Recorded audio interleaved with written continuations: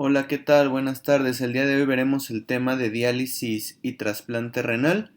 Primero que nada, pues veremos algunas generalidades sobre la dimensión del problema. ¿Por qué es tan importante entender las terapias de sustitución renal?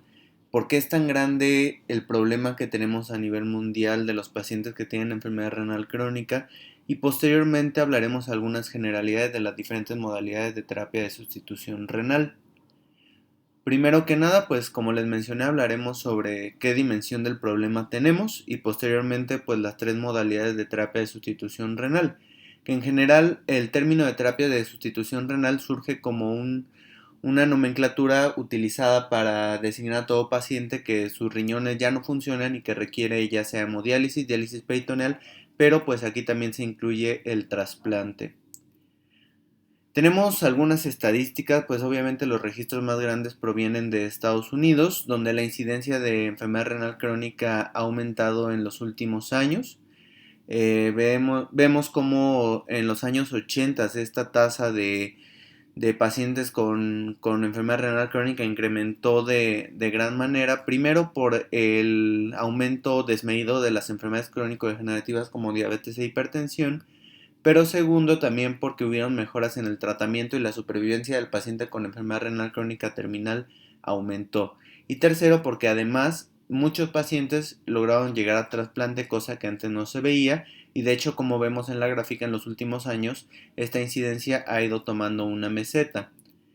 Ahora, el acceso a los servicios de salud hace que en Estados Unidos, por ejemplo, la raza afroamericana tenga una menor probabilidad de sobrevivir con enfermedad renal crónica. Eso por motivos de discriminación, por acceso a los servicios de salud que se vio en los últimos años sobre todo, pero también cuenta mucho la predisposición genética que tienen los pacientes de raza afroamericana para desarrollar enfermedad renal crónica. Ahora, ¿qué tanto tienen acceso estos pacientes a una terapia de sustitución renal? Vemos que en Estados Unidos la modalidad más utilizada es la modalidad de hemodiálisis, seguido del paciente que llegan al trasplante, y vemos cómo en Estados Unidos el acceso a terapia de sustitución renal por medio de trasplante es muy baja. En esta gráfica vemos cómo la tasa de enfermedad renal crónica y la mortalidad en algunos países ha ido en aumento. Por ejemplo, en México este problema es muy grande. La tasa de mortalidad de pacientes con enfermedad renal crónica terminal es muy alta, incluso hasta llegando del 50%. Esto pues porque los pacientes en México no tienen el mismo acceso a los servicios de salud que hay en otros países.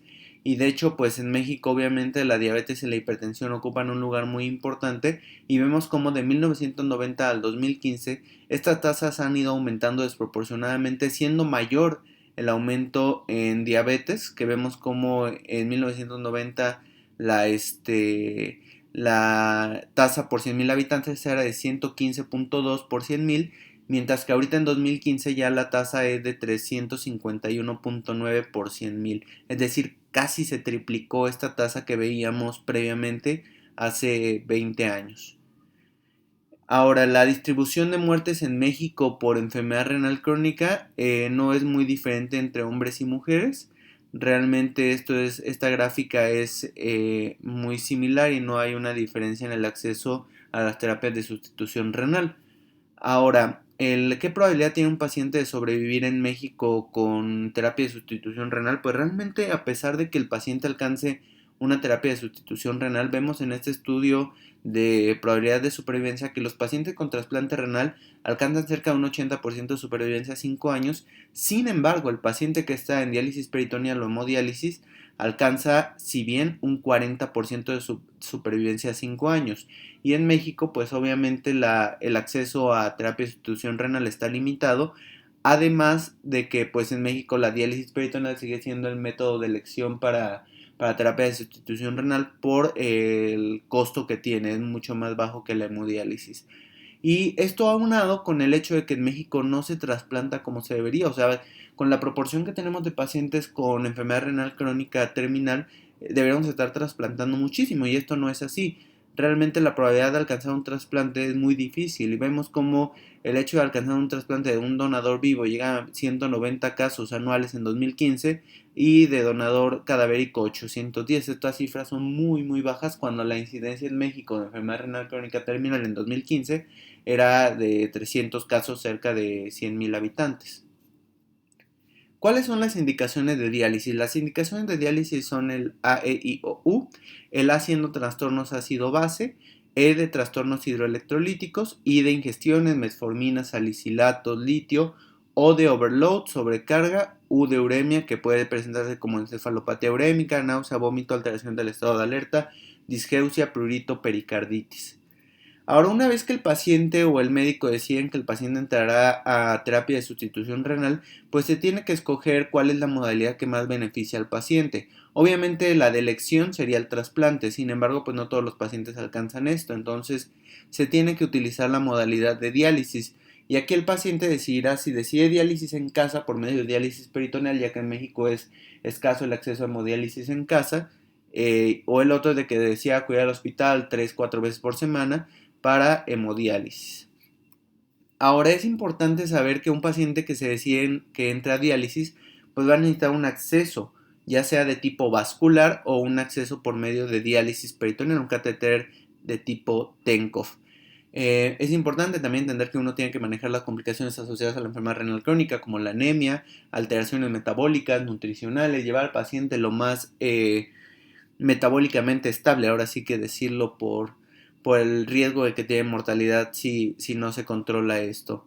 ¿Por qué? Porque un paciente con descontrol metabólico, por ejemplo, descontrol glucémico, tiene más riesgo de infecciones, tiene más riesgo de complicaciones agudas de diabetes y esto disminuye la probabilidad de la supervivencia del paciente con terapia de sustitución renal. Ahora, muchos pacientes no van a ser candidatos a diálisis.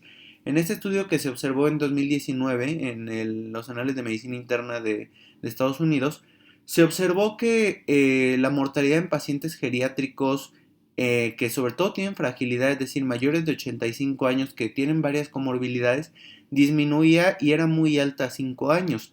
Aunque, imagínense en este grupo de Estados Unidos que los pacientes de 85 años vivían un 40% y en México la probabilidad de supervivencia con terapia de sustitución renal es de 40% considerando todos los grupos.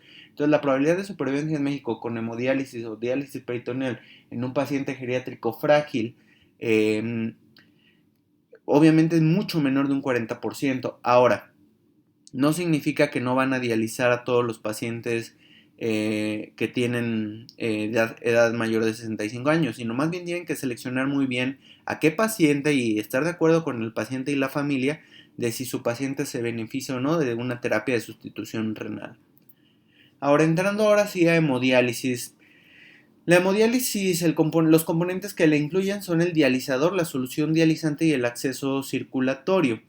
Recordemos que la hemodiálisis se lleva a cabo por medio de dos procesos, la difusión o convección y la ultrafiltración, donde la difusión es el paso de solutos del lugar de mayor concentración al de menor concentración por medio de un gradiente de concentración. Y por otro lado, la ultrafiltración es por medio de un gradiente de presión, la solución que está más concentrada pasa el líquido hacia la solución menos concentrada. Que esto ocurre pues en los dializadores. En un dializador pues es esto, un dializador es un filtro con una membrana fina de fibra, el cual contiene 4 puertos. Como vemos arriba, donde dice Blood Inlet es donde entra la sangre y Blood Outlet donde sale la sangre. La sangre corre en un flujo, digamos, unidireccional y por el otro lado entra la solución dializante por donde dice Solution Inlet y pasa por un mecanismo de contracorriente contra el flujo sanguíneo por el filtro. Y de esta manera ocurre el proceso de difusión, convección y ultrafiltración para poder llevar a cabo la hemodiálisis y la ultrafiltración. Vemos que la solución dializante contiene estas concentraciones de electrolitos, donde el sodio pues es cercano a la concentración del plasma, el potasio de la misma manera, y en esta solución el bicarbonato es la que se usa como solución de buffer o amortiguamiento.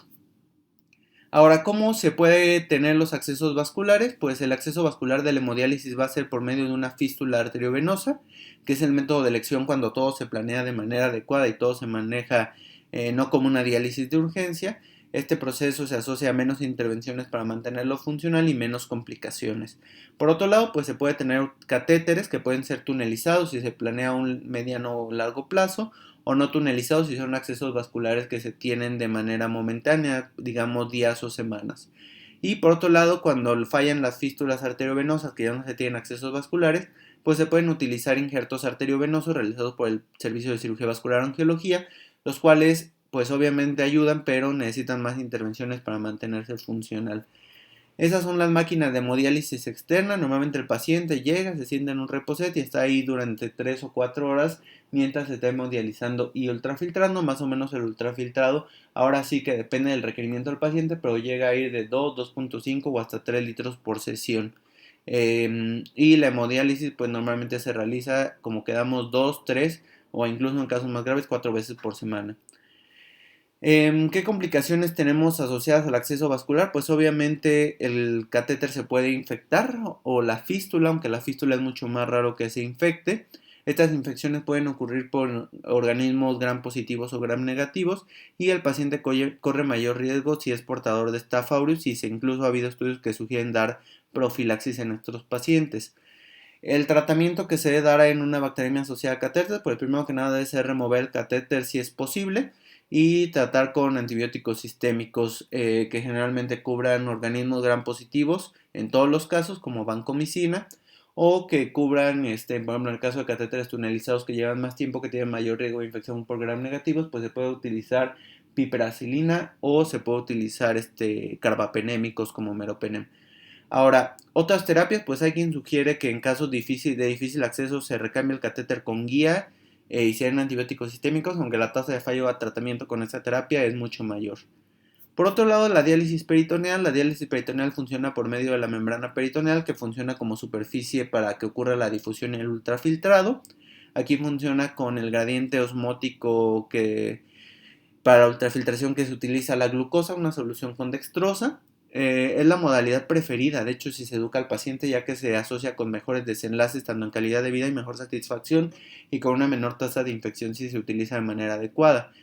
Esta es la solución dializante que se utiliza. Se pueden utilizar bolsas de 1.5, 2.5, 3, de acuerdo parte de la concentración de glucosa también. Vemos que en esta solución el buffer es gracias al lactato, que a diferencia de la hemodiálisis, que las bolsas normalmente el buffer es bicarbonato. Este es como se realiza la diálisis peritoneal, donde se utiliza una bolsa que la representa el azul, que es la bolsa de diálisis,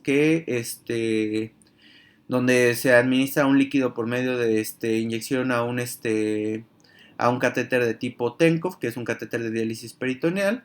Una vez que el catéter pasa el líquido por ahí, se deja unas 3 horas en cavidad peritoneal y se saca.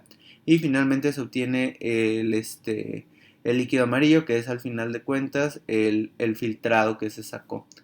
Los tipos de diálisis peritoneal, hay dos tipos: la diálisis peritoneal ambulatoria continua, que es el que realiza el paciente cambios en su casa de manera manual, o se puede utilizar una cicladora continua, aunque esto es mucho más difícil y requiere una capacitación diferente y un equipo especial. ¿Qué barreras tenemos para utilizar la diálisis peritoneal? Pues están las barreras del paciente, que puede estar desinformado, un bajo aporte social, que sea muy frágil o con envejecimiento, o más bien el paciente que sea frágil y que sea poco independiente para esta actividad y que tenga bajo apoyo familiar. Pues obviamente esta terapia es muy difícil. Es donde tenemos que individualizar cada caso y ver si el paciente está de acuerdo y la familia está de acuerdo y se pueda dar el suficiente apoyo, una red de apoyo suficiente para el paciente. Como médicos, pues tenemos que tengamos el desconocimiento de esta terapia, ya que no es una terapia que muchas veces se cultiva durante la formación académica, o que la cavidad sea inadecuada, por ejemplo, cavidades que están múltiplemente infectadas o cavidades que tuvieron antecedente de procedimientos quirúrgicos. ¿Se puede infectar el catéter? La respuesta es que sí. Y de hecho la infección asociada a catéter de diálisis peritoneal es el principal motivo para pasar a hemodiálisis. La clínica es fiebre, dolor abdominal, un fluente o líquido recolectado turbio purulento, náusea o vómito. El diagnóstico se realiza con una cuenta de leucocitos mayor de 100 en el líquido de diálisis peritoneal con un conteo mayor de 50% de polimorfonucleares. La tinción puede ser positiva y el gol estándar pues obviamente es el cultivo del efluente, es el efluente, no el afluente. El tratamiento, pues se puede utilizar antibióticos intraperitoneales para intentar preservar el catéter con ceftazidima y vancomicina. Si hay bacterias, se tienen que utilizar antibióticos sistémicos. Retirar si la infección no mejora. Hay que retirar el catéter si a pesar del tratamiento no mejora la infección. Y si es una infección por hongos, ahí sí está indicado totalmente retirar el catéter en el momento por el riesgo que tiene un paciente de hacer fungemia. Y se tienen que utilizar antifúngicos sistémicos. ¿Cómo se puede prevenir la peritonitis? Pues obviamente igual que el portador nasal de Staph aureus se puede utilizar profilaxis y en caso de que tengamos una tunelitis, una infección asociada a tejidos blandos alrededor del orificio de entrada del catéter o episodios previos de peritonitis, pues se puede utilizar mupirocina o gentamicina de tipo tópico. Ahora, el trasplante renal, esta es la terapia de sustitución óptima, pero esto depende de la viabilidad de órganos y los países generalmente en vías de desarrollo pues no tienen el acceso a realizar tanto trasplantes como quisieran. Los tipos pues tenemos tres, el donador vivo relacionado, el no relacionado, el cadavérico o aquellos que tienen donadores con criterios extendidos como el caso de pacientes que donan con hepatitis C. El equipo para trasplante debe ser multidisciplinario, debe incluir un cirujano de trasplante, un urólogo, un nefrólogo, un trabajador social, psiquiatra, infectólogo, cardiólogo, anestesiólogo. Se deben descartar malignidades, se deben descartar infecciones como virus de la inmunodeficiencia humana, hepatitis B, hepatitis C, sífilis, MB, Epstein-Barr, tuberculosis, todo esto porque el paciente llegará a inmunosupresión. Estos son los fármacos más utilizados, los glucocorticoides, la satioprina, que hay que tener cuidado cuando uno administra lopurinol, el micofenolato, que ambos se pueden utilizar como terapia de mantenimiento, la ciclosporina, que también pero tiene el efecto adverso de que puede generar crisis convulsivas, hiperplasia gingival, hipertensión y hirsutismo, el tacrolimus, que también necesita un seguimiento estrecho midiendo niveles de tacrolimus y es un medicamento relativamente caro, puede causar diabetes, hipertensión, neurotoxicidad. El sirolimus, que no hay acceso en México en este medicamento actualmente. Para la inducción, una vez que se está trasplantando, pues se puede utilizar basiliximab cuando es donador cadavérico generalmente, o timoglobulina cuando es donador vivo por el riesgo de rechazo agudo. Como quedamos con la ciclosporina, pues hay que tener cuidado con los niveles por el riesgo de convulsiones, aunque incluso algunos de estos medicamentos como el ketoconazol, el amlodipino o el verapamil se pueden utilizar para aumentar niveles, ya que la ciclosporina pues, puede ser un medicamento que salga caro para el paciente y estos incrementan el nivel de fármaco en sangre, a diferencia de algunos anticonvulsivantes como barbitúricos, fenitoína, carbamazepina que disminuyen los niveles de ciclosporina. Algunas infecciones post-trasplante, pues puede ser infección en el sitio quirúrgico al primer mes, IBU, infecciones asociadas a catéter, a los 1 o 6 meses CMV, Epstein-Barr, neumocistis, nocardia, listeria, incluso se llega a utilizar profilaxis con Bactrim, con trimethoprim sulfamethoxazol, con valganciclovir, y después de 6 meses, pues ya puede ocurrir otra vez infección por CMV o algunos otros tipos de infecciones. Complicaciones no infecciosas asociadas al trasplante, pues pueden haber complicaciones cardiovasculares y de hecho puede ser la principal causa de muerte en estos pacientes post-trasplante. Puede haber diabetes posterior al trasplante, este término conocido como NODAT por las guías de diabetes, malignidades como cáncer de piel, cáncer cervicouterino o incluso algún trastorno linfoproliferativo post-trasplante. Y bueno, solamente recordar que el hecho de poder ser un donador de trasplante, pues puede cambiarle la vida radicalmente a alguien enfermo y que pues siempre hay que estar abiertos a esta posibilidad. Muchas gracias.